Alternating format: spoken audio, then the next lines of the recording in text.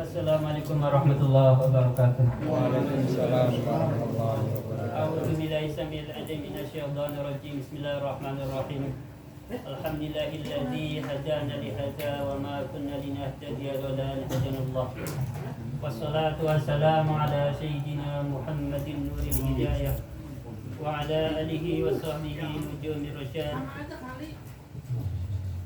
Qala rabbi shrah li sadri wa yassir li amri wahlul 'uqdatam min lisani yafqahu qawli. Raditu billahi rabba wa bil islami dina wa bi Muhammadin nabiyya wa rasula wa bil qur'ani imama wa hukma rabbi sidna ilma warzuqna fahma rabbi sidna ilma warzuqna fahma amma ba'du faqul hadratal muhtaramin wal mukarramin para hadim para wasepuh semua yang saya hormati dan saya muliakan. Wabil khusus kepada pimpinan Masjid Tahlim Samsul Sumus, Bapak Ustadz Mabrur yang saya cintai dan saya muliakan serta saya hormati. Tak lupa kepada senior kami, orang tua kami, Bapak RT Sanin, Bapak Jaja, Bapak Mundasir, Bapak Rustam, Bapak Abdul Rahman, Bapak Mito, Bapak Sobirin, Bapak Toto, semua yang saya hormati dan saya muliakan serta saya cintai. Tak lupa kepada rekan-rekan semuanya seide, senasib, seperjuangan yang saya cintai dan saya muliakan rahimakumullah. Saudaraku, mari kita sama-sama membaca hamdalah alhamdulillahirabbil alamin sebagai ungkapan dan syukur kita kehadirat Allah Subhanahu wa taala yang telah memberikan nikmat hidup yang begitu besar dan begitu banyak kepada kita sekalian. Di antara nikmat hidup yang masih dapat kita rasakan bersama-sama sampai di malam hari ini, alhamdulillah kita semuanya masih istiqomah di dalam menjalankan sebagian ketaatan kepada Allah dan Rasul-Nya. Salah satu ketaatan yang kita jalankan pada pertemuan kali ini adalah talabul ilmi, mencari, memperdalami ilmu pengetahuan, khususnya pengetahuan agama. Baginda Nabi Agung Muhammad SAW bersabda, talabul ilmi faridatun ala kulli muslimin wa muslimatin. Mencari ilmu itu hukumnya fardu bagi setiap muslim laki-laki ataupun perempuan. Mencari ilmu bukan sekedar fardu, kewajiban bagi setiap muslim laki-laki ataupun perempuan, tetapi mencari ilmu juga salah satu cabang dari keimanan. Jadi Syekh Nawawi Al-Bantani dalam kitabnya Qawmiyut Tughyan, beliau menjelaskan tentang beberapa cabang keimanan. Di sana dituliskan bahwa cabang keimanan itu ada 77. Cabang keimanan yang tertinggi, yang paling utama adalah kalimat thayyibah la ilaha illallah. Alhamdulillah, ini saben hari, saben waktu kita baca. Alhamdulillah. Semoga kita istiqomah ya, mengamalkan cabang keimanan yang tertinggi adalah kalimat thayyibah. Sampai kapan? Sampai akhir hayat kita. Sehingga menjadi kalimat terakhir kita sebelum meninggal dunia. Nabi bersabda, "Man kana akhiru kalamihi la ilaha illallah dakhala jannah." Barang siapa yang kalimat terakhirnya adalah kalimat la ilaha illallah, maka pasti masuk surga. Jadi kita yang terbiasa berzikir, membaca kalimat thayyibah la ilaha illallah, semoga di akhir hayat kita yang kita ucapkan adalah kalimat la ilaha illallah, la ilaha illallah.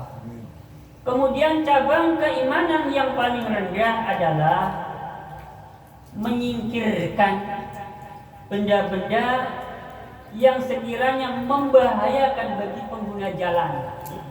Ada kayu, ada batu, takut terinjak motor, apalagi baku bisa bocor itu motor, ya. Kita anggirin, kita lihat ini ada baku ini bahaya, ini ada beling ini bahaya, bisa keinjek orang, bisa keinjek motor. Nah, kita inggirin. Ini juga bagian dari keimanan.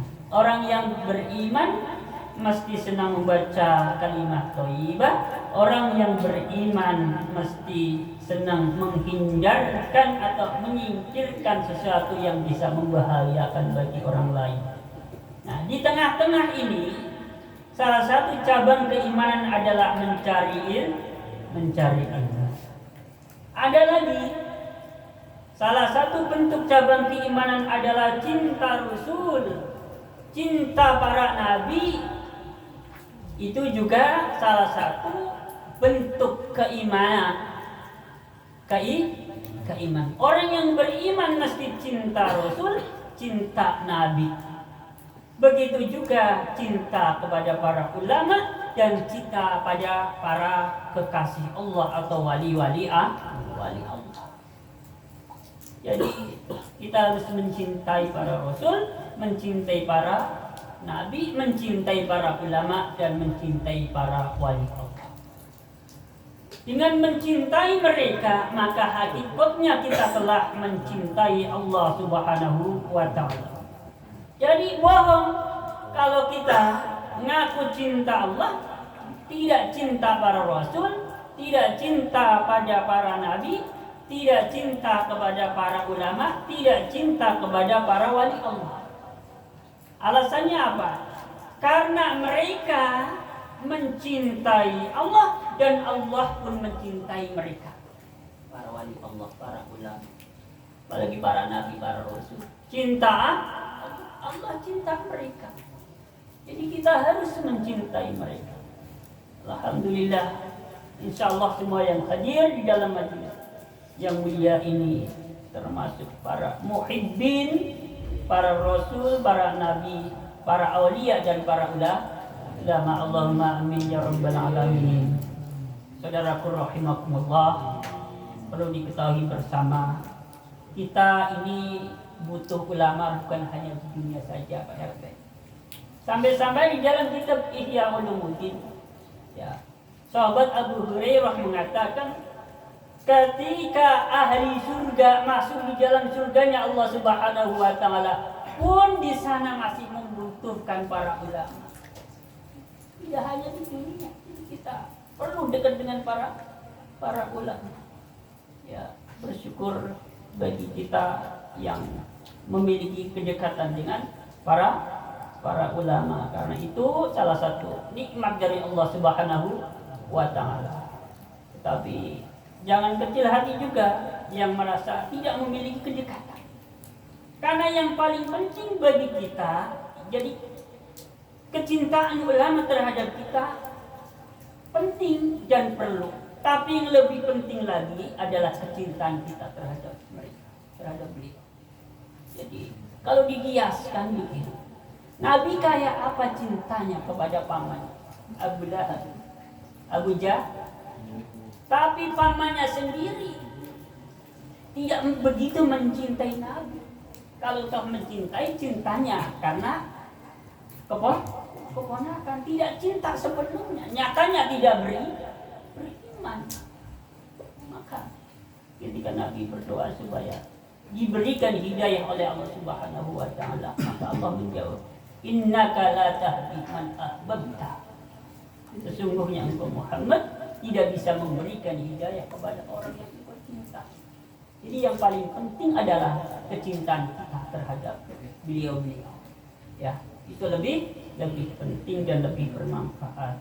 Saudaraku rahimakumullah, semua yang saya hormati dan saya muliakan, salawat serta salam semoga tersanjungkan pada baginda Nabi Abu Muhammad sallallahu alaihi wasallam. Mari kita sama-sama lanjutkan pengajian kita dalam ilmu fikih. Dalam pembahasan kita sudah memasuki dalam pembahasan tentang azan dan iqamah. Kemarin saya sudah bacakan materi pembahasannya dan sudah ada satu pertanyaan dari saudara kita Mas Tolha kemarin. Mohon diulang Mas Tolha, saya agak lupa. Kemarin sudah saya jawab, jawabannya benar. Jawabannya benar, ya. Jawabannya tidak benar, tapi perlu saya pertegas lagi karena di sini memang ada masalah khilafiyah juga. Ya. Kurang lebih pertanyaannya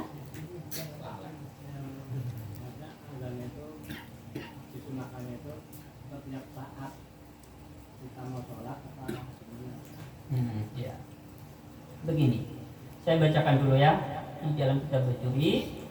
Annal adzana haqqun lil waqti la lis salati wa huwa qaulun marjuhun. Bahwasanya azan itu haknya waktu, bukan haknya salat. Jadi setiap waktu harus ada azan. Waktu subuh, waktu zuhur, waktu asar, waktu maghrib, waktu isya. Jadi apabila di satu waktu, di satu tempat sudah ada yang azan satu orang, itu artinya haknya waktu tersebut sudah terpenuhi.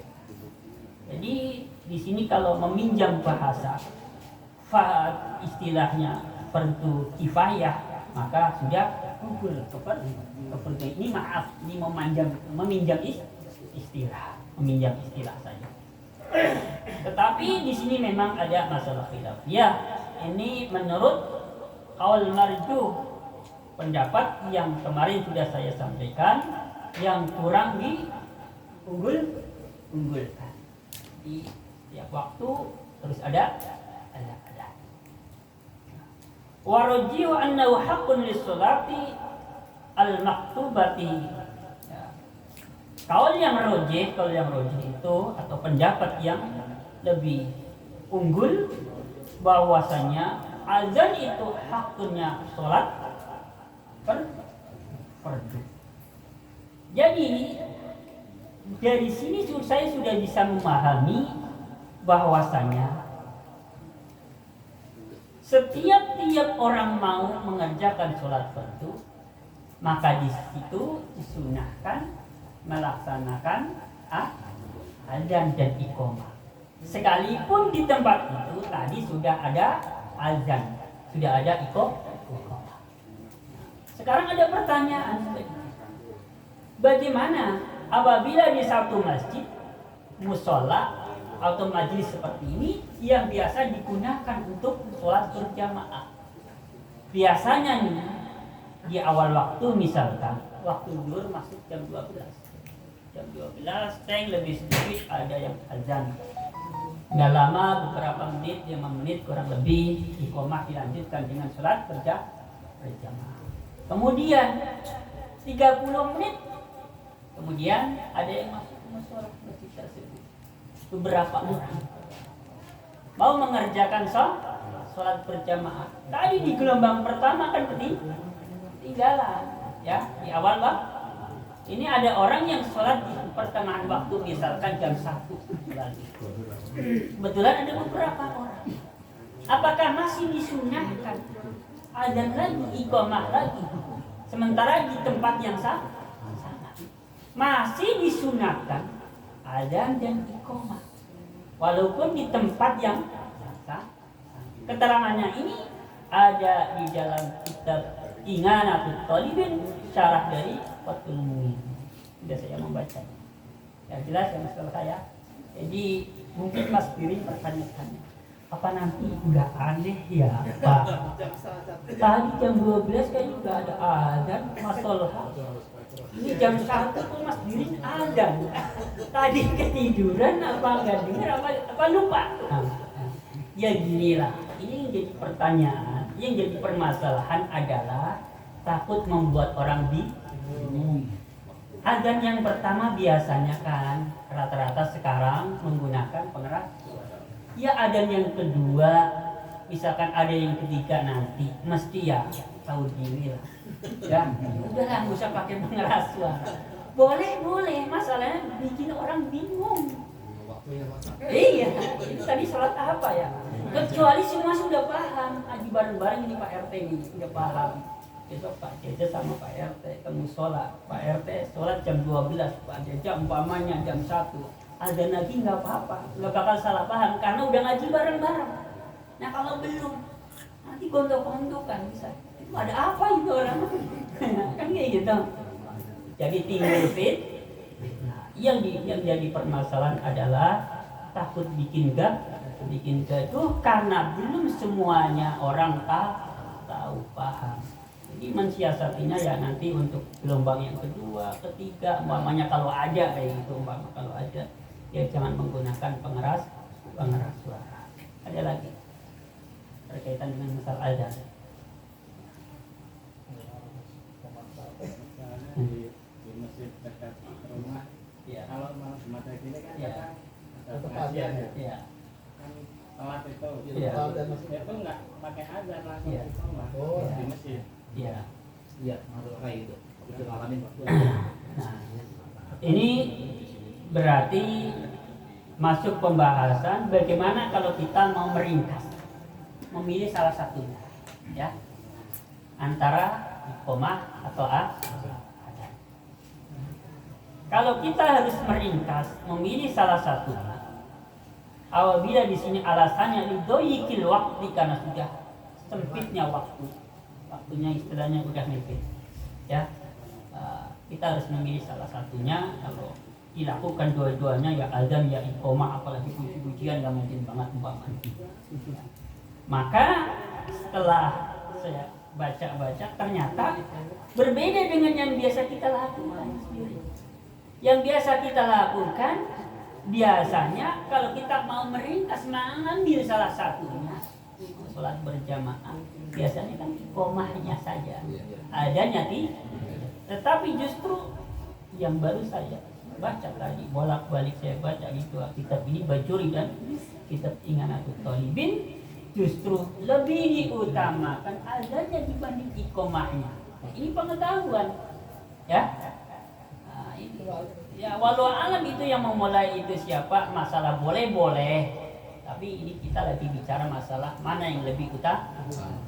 Tidak salah, ya, boleh. Ya.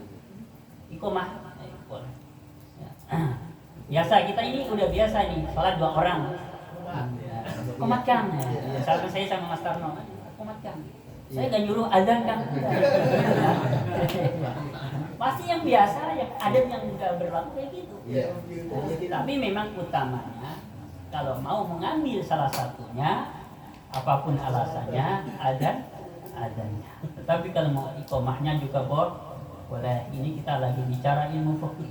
Ini perlunya kita memperdalami, mengkaji, kita membaca lebih detail, ya, dibaca, diperdalami, ya begitu. Enggak, kalau cuma sekedar ikut-ikutan biasanya orang-orang juga kayak gitu, udah ikut aja lah. Ya, kayak gitu, ya. Ya saya sendiri juga baru kali ini baru kok nggak biasanya ya. Ya. Kalau sendiri ya nanti ya. Azan dan iqamah ini kesunahannya tidak hanya berlaku untuk orang-orang yang hendak mengerjakan sholat berjamaah, termasuk ketika kita hendak sholat munfarid juga disunahkan azan, disunahkan iqamah. Ya kalau dibantah kelamaan malah, ya kalau mau dibantah kayak gitu ya nggak ada habisnya. Kita lagi bicara ya kesunahannya seperti itu ya. Ya. Nggak harus azan, nggak harus iqamah, nggak. Kemudian mungkin muncul pertanyaan, bagaimana apabila ada sekelompok jamaah dari kaum wanita, ya, misalkan satu majelis ini semua wanita, nggak ada laki-laki. Bagaimana? Boleh tidak kaum wanita azan? Di sini secara tegas dikatakan la yusannu mutlaqan. Secara mutlak kaum wanita tidak diperbolehkan azan. Ya. Alasannya apa? Karena azan itu untuk memberitahu masuknya waktu sholat, jadi perlu pengeras suara, perlu nada tinggi untuk memberitahu orang yang jauh. kalau sudah masuk waktu sholat. Tetapi bagi jamaah kaum wanita atau perempuan, maka yang diperbolehkan iqomahnya saja. Iqomah, nggak usah azan. Ya, misalkan ada ibu-ibu mau sholat berjamaah, nggak ada bapak-bapaknya, ya nggak usah azan, cukup iqomah. Boleh iqomahnya. Tapi kalau azannya secara mutlak tidak boleh. Perempuan boleh azan di dalam kitab bujur. Di dalam kitab bujur ini hanya di satu hal. Biasanya kalau ada anak baru lahir, siapa saja kan biasanya diazani. Memang itu hukumnya sunnah. Di telinga kanan diazani, di telinga kiri di komat. Apabila pas si jabang bayi lahir, ya, memang bapaknya nggak nungguin di situ, ya laki-laki nggak ada di situ, adanya perempuan boleh. Ya, jadi perempuan boleh azan ada di satu tempat, yaitu ketika ada jabang bayi lahir dan di situ tidak ada laki-laki. Di luar itu maka disyaratkan bagi muazin adalah laki-laki. Di luar itu, ya, di luar permasalahan lahirnya jabang bayi. Jadi mau azan tentang apa aja laki-laki syaratnya. Jelas ya? Ada lagi permasalahan yang berkaitan dengan masalah azan. Pelan-pelan ya. Sama anak kecil yang belum balik atau belum disunat gimana? Iya. Kalau azan dilakukan sama anak kecil atau yang belum balik gitu, belum Nah, disunat. di sini kalimatnya zakaron walau sobiyan, laki-laki, yang penting laki-laki sekalipun masih kecil. Gitu. Kalau memang adanya nggak apa-apa. Ada lagi?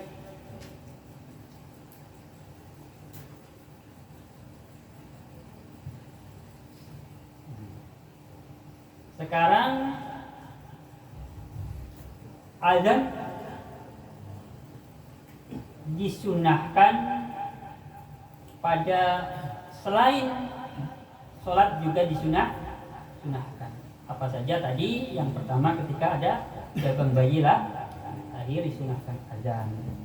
Terus juga disunahkan azan apabila ada orang pingsan, ada orang koma, juga disunahkan. Apabila kita melihat ada orang yang istilahnya memiliki tabiat yang buruk, orang ini istilahnya memiliki sifat jahat, bisa membahayakan orang lain, maka dalam hal ini juga kita disunahkan untuk azan. Ya. Termasuk ketika ada orang kesurupan jin juga disunahkan azan. Terus bagaimana ketika ada, biasanya itu kalau di kampung zaman dulu ada lisus bahasanya, syarat tahu, ribut, angin kencang, juga di situ dalam penjelasan. Di sini kita berjuri juga disunahkan azan. Jadi ada beberapa tempat di mana disunahkan azan, bukan saja ketika hendak mengerjakan sholat. Silakan kalau mau ada yang disampaikan. Iya. Kalau azan pakai logat Jawa gimana sih? Logat Jawa. Begini aja ya. Di sini memang kalau dalam kitab fikih itu tidak, di dalam kitab-kitab ya, ini tidak membahas masalah logat lah ya, bahasanya logatnya. Yang dibahas adalah di dalam kitab-kitab ini ya masalah kalimatnya, lafadznya kayak gitu. Ya, yang dibahas. Nah, salah satu kesunahan bagi semua muadzin adalah ketika membacakan kalimat hayya 'alas shalah, maka menoleh ke kanan, tapi nggak kayak gini nolehnya. Ini kan kalau orang salam, tapi agak ngangkat karena leher hayya 'alas shalah,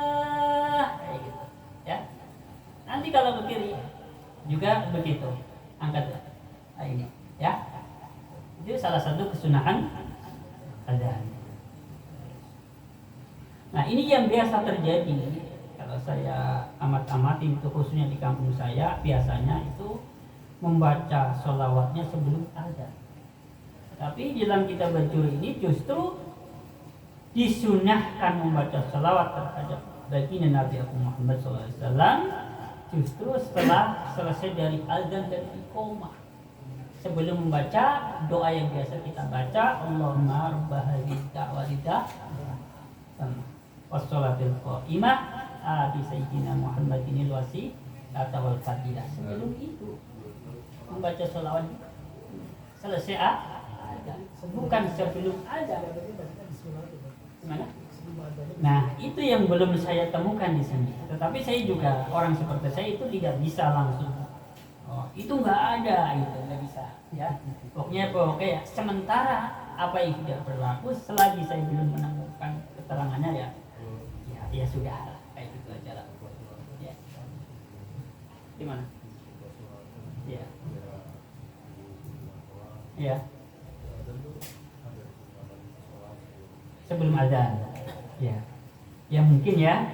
Tapi ini dalam kitab Bajuri kalimatnya wisannu li kulli minal mu'adzin wal muqim wasami wal mustami wa huwa man yaqsudu as-simanga ay yusalli wa yusall lima 'ala nabi sallallahu alaihi wasallam ba'da al-firaqi min al-adzan wal iqamah thumma yaqulu Allahumma rabb hadhihi da'wati tammah was salatil qa'imah.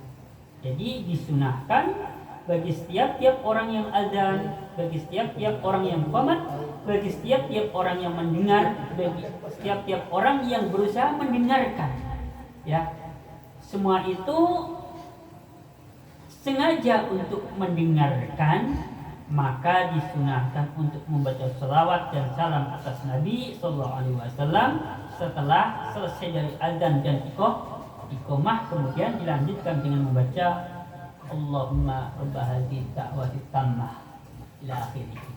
Ya, masalah tadi ya yang sebelumnya ada bacaan shalawat dan sebagainya bisa jadi itu ada di keterangan kitab lain. Ya. Jadi ini yang saya baca di dalam kitab itu. Saya tidak berani menafikan. Ya. Mohon maaf. Kalau di perjalanan gimana? Di perjalanan. Biasanya kan kita di rumah makan ya, Ya. kan berhenti. Ya. Itu kalau kita ngajar itu kan pasti banyak orang nih ya. Ya. Takutnya kalau jamaah jadinya lama, itu kan sunahnya maksudnya Sunnah ya. ya. Ada ya. Jadi takut aja gitu kan ya, jangan gitu kan. Ya rasa lah kan sunnah darurat sholat Ya gini aja, tadi kan ada kalimat apabila mau meringkas salah satunya. Satu contoh karena sempitnya waktu, ya, termasuk buru-buru yang namanya dalam perjalanan ya. Jadi kalau menurut di sini ya ambil salah satunya, ya adanya saja. Ya adanya nggak usah kencang-kencang kan kayak gitu ya. Ya kalau mau, kalau misalkan enggak kan nggak apa-apa juga, sholatnya tetap sah, jamaahnya tetap mendapatkan fadilahnya jamaah kan kayak gitu. Ya pokoknya hal-hal yang berkaitan dengan masalah kesunahan ya, itu ya jangan terlalu dipersempit gitu. Artinya selagi kita bisa usahakan, kita kerjakan. Seumpama kita ngerasa tidak mampu untuk mengerjakan, ya sudahlah, jangan jadi dibikin sulit kayak gitu aja. Ya kayak gitu. Ada lagi? Yang membaca ini mohon alhamdulillahilladzi takdir walada yang yaqulu pada orang itu ada apa emang enggak ada ya? Itu kalimatnya di sebelumnya atau sesudahnya atau apa? Ada. Ya nanti ya. Memang saya pernah dengar gitu juga. Iya. Ikutan aja kan belum tahu juga apa maksudnya. Membaca aja kan. Apa itu hadis atau bukan? Coba nanti ya, coba saya nanti. Saya nonton dan baca. Saya cari lagi ya, insya Allah. Untuk ini Pak Ustaz, Iya. untuk kesunahan azan kalau untuk orang masuk ke yang orang meninggal sama kan ada tidak Gimana? untuk masukin orang meninggal ke Nah, yang lain? Untuk Ini azannya. berkaitan dengan azan ketika ada jenazah atau mayit dimasukkan ke liang. Ini baru banget saya baca, jadi saya bukan ingat-ingat lupa, jadi yakin betul. Jangan kita berjuri dan kita tinggal ini sama pendapatnya bahwa tidak disunahkan ketika menurunkan jenazah atau mayit dalam liang, tidak disunahkan. Ya. Tetapi di sini memang ada masalah khilafiyah, ada yang berpendapat memang disunahkan. Jadi artinya kalau ada yang mau mempraktekkan, ya silakan. Memang ini masalah khilafiyah, gitu ya. Sama, jalan dua kitab sama, ya. Antara Bajuri dengan yang Al-Qurtubi, keterangannya sama. Ya. Jadi pendapat yang pertama tadi dikatakan dulu tidak disunahkan. Tetapi memang ada sebagian ulama yang mengatakan disunahkan. Ya, masih di kitab ini masih. Ya, jadi ada masalah khilaf. Tapi memang di sini menurut kaul mu'tamad, yakni kaul atau pendapat yang dijadikan pegang oleh para ulama, memang tidak disunahkan. Untuk kebakaran Gimana? kebakaran Kebakaran apa? enggak yang kebakaran azan. Ada kebakaran azan itu. Oh iya, di sini juga tadi termasuk adalah ketika ada kebakaran di sini dalam kitab ini ya, ada kebakaran. Itu salah satu disunahkan kita ada dan iqamah. Kita disunahkan. Ada yang Kalau ya kemarin waktu ya saya sebelum Pak Jaja ya mau ya boleh ya, ya. dia diajarkan itu. Bentar ya Pak RT ya, Pak Jaja dulu. Begini, di sini ada keterangan disunahkan adzan dan iqamah ketika ada orang hendak bepergian. Nah, kalau zaman dulu ini biasanya kalau ada orang khususnya mau berangkat haji, mesti ada serangkaian kegiatan adzan dan iqamah. Ini kitabnya baru saya baca ya. Cuman tadi saya memang nggak bacakan teksnya karena ya, segini kalau saya bacakan satu persatu, jadi saya sampaikan isinya saja. Ya, termasuk ya mungkin ini masuknya itu ya, bepergian. Yang penting di sini kalimatnya bukan pepergian dalam rangka kemaksiatan. Ya, hal-hal yang masih berkaitan dengan kemaslahatan.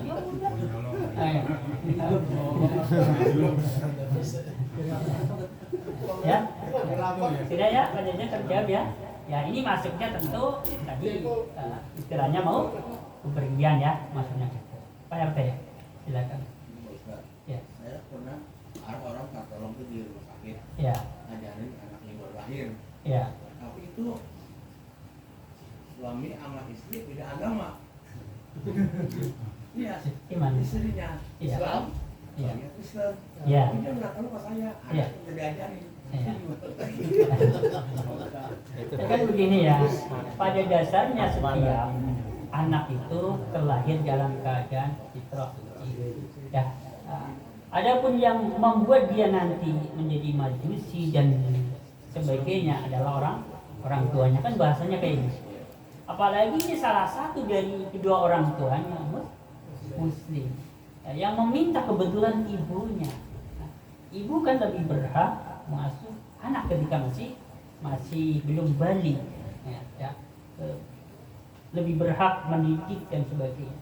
Nah itu salah satu apa istilahnya pendidikan dini baru lahir jadi adzani dikenalkan dengan apa namanya zikir kepada Allah Subhanahu wa Ta'ala. Ya nggak masalah. Ya, bagus sih. Justru itu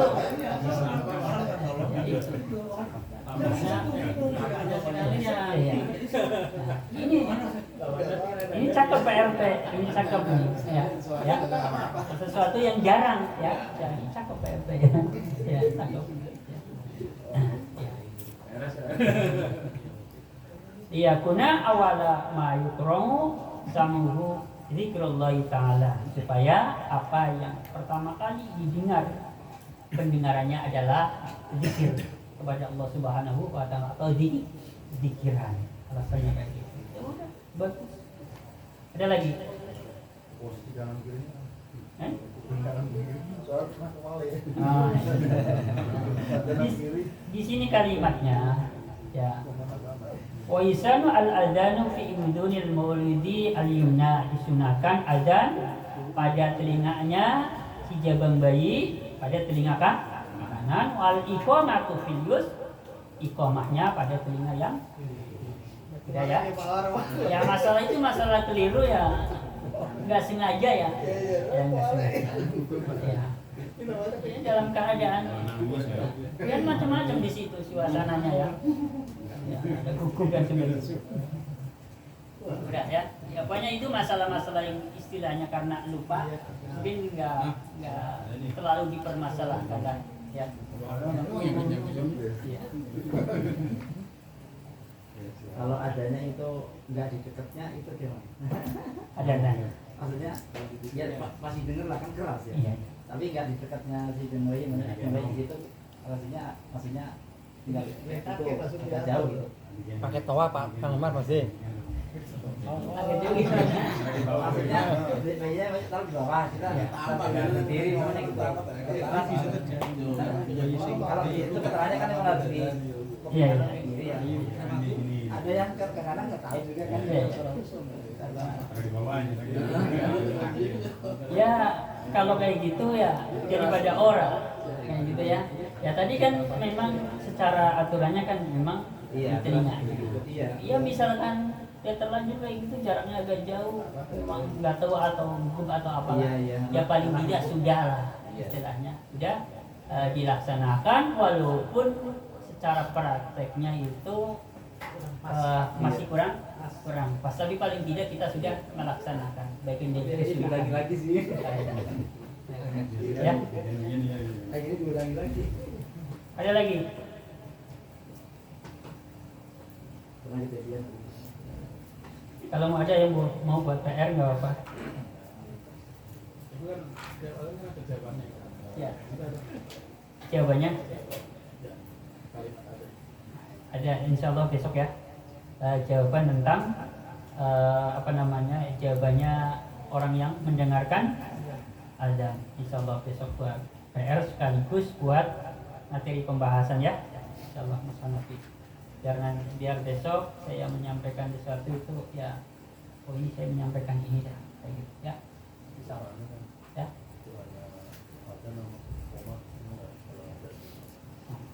Buat PR juga ya. Apa perbedaan doanya azan dan iqamah? Ada atau tidak ya? Di sini ada tapi saya belum hafal kalau panjangnya. Pendek aja kadang-kadang masih panjangnya ada. Termasuk ada kalimat ya arhamar rahimin. Insyaallah besok saya sampaikan berkaitan dengan masalah doa azan, berkaitan dengan doa iqamah kalau memang ada ya. Terus berkaitan dengan masalah jawaban orang yang mendengarkan azan. Ini barangkali yang bisa saya sampaikan pada pertemuan kali ini. Semoga menjadi bermanfaat bagi kita semua, menjadi ilmu yang bermanfaat di dini wa dunya wal akhirah. Mohon dibukakan pintu maaf yang seluas-luasnya apabila ada tutur kata saya yang kurang sopan, kurang berkenan di hati saudara-saudaraku, mohon dibukakan pintu maaf yang seluas-luasnya. Akhirul qauli billahi taufiq wa hidayah wa ridho. Assalamualaikum warahmatullahi wabarakatuh.